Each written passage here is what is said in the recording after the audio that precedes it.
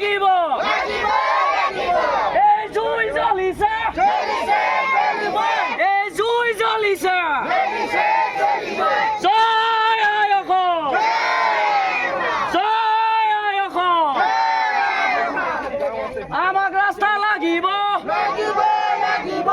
আমাক ৰাস্তা লাগিব এই জুই জ্বলিছে এই জুই জ্বলিছে আমাক ৰাস্তা লাগিব কি ক'ব গোটেই বিষয়টো অন্তৰ্গত কওকচোন আজি আপোনালোক নিজে ওলাই আহিছে প্ৰতিবাদ কৰিবলৈ কিহৰ বাবে ওলাই আহিছে কি হয় ডিগবৈ বিধানসভা সমষ্টিৰ অন্তৰ্গত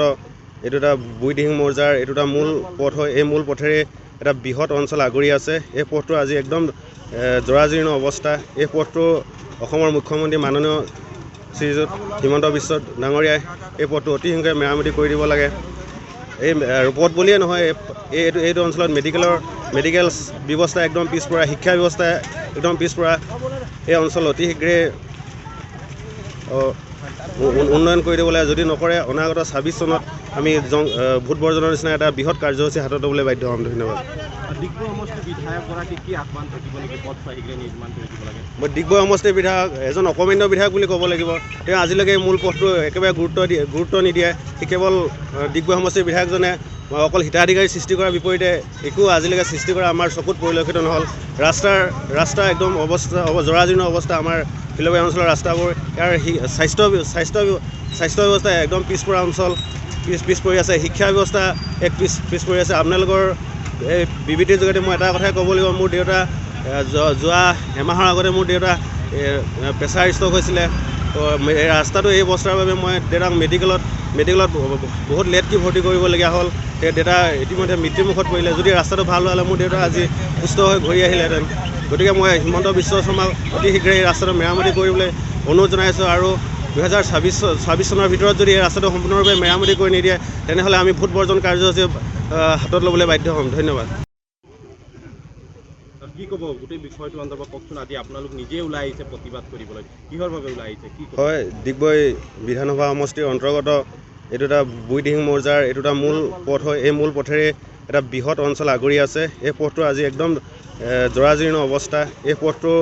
অসমৰ মুখ্যমন্ত্ৰী মাননীয় শ্ৰীযুত হিমন্ত বিশ্ব ডাঙৰীয়াই এই পথটো অতি সোনকালে মেৰামতি কৰি দিব লাগে এই পথ বুলিয়ে নহয় এইটো অঞ্চলত মেডিকেল ব্যৱস্থা একদম পিছপৰা শিক্ষা ব্যৱস্থা একদম পিছপৰা এই অঞ্চল অতি শীঘ্ৰে উন্নয়ন কৰি দিব লাগে যদি নকৰে অনাগত ২৬ চনত আমি ভোট বৰ্জনৰ নিচিনা এটা বৃহৎ কাৰ্যসূচী হাতত ল'বলৈ বাধ্য হ'ম ধন্যবাদ ডিগবৈ সমষ্টিৰ বিধায়কগৰাকী কি আহ্বান থাকিব নেকি পথ শীঘ্ৰে নিৰ্মাণ কৰি দিব লাগে মই ডিগবৈ সমষ্টিৰ বিধায়ক এজন অকমান্য বিধায়ক বুলি ক'ব লাগিব তেওঁ আজিলৈকে মূল পথটো একেবাৰে গুৰুত্ব নিদিয়ে সি কেৱল ডিগবৈ সমষ্টিৰ বিধায়কজনে অকল হিতাধিকাৰী সৃষ্টি কৰাৰ বিপৰীতে একো আজিলৈকে সৃষ্টি কৰা আমাৰ চকুত পৰিলক্ষিত নহ'ল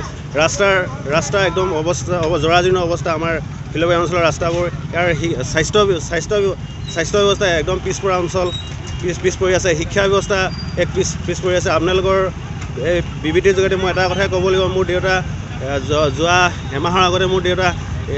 প্ৰেছাৰ ষ্ট্ৰক হৈছিলে এই ৰাস্তাটো এই অৱস্থাৰ বাবে মই দেউতাক মেডিকেলত বহুত লেটকৈ ভৰ্তি কৰিবলগীয়া হ'ল দেউতা ইতিমধ্যে মৃত্যুমুখত পৰিলে যদি ৰাস্তাটো ভাল হ'লে মোৰ দেউতা আজি সুস্থ হৈ ঘূৰি আহিলেহেঁতেন গতিকে মই হিমন্ত বিশ্ব শৰ্মাক অতি শীঘ্ৰে এই ৰাস্তাটো মেৰামতি কৰিবলৈ অনুৰোধ জনাইছোঁ আৰু ২০২৬ চনৰ ভিতৰত যদি এই ৰাস্তাটো সম্পূৰ্ণৰূপে মেৰামতি কৰি নিদিয়ে তেনেহ'লে আমি ভোট বৰ্জন কাৰ্যসূচী হাতত ল'বলৈ বাধ্য হ'ম ধন্যবাদ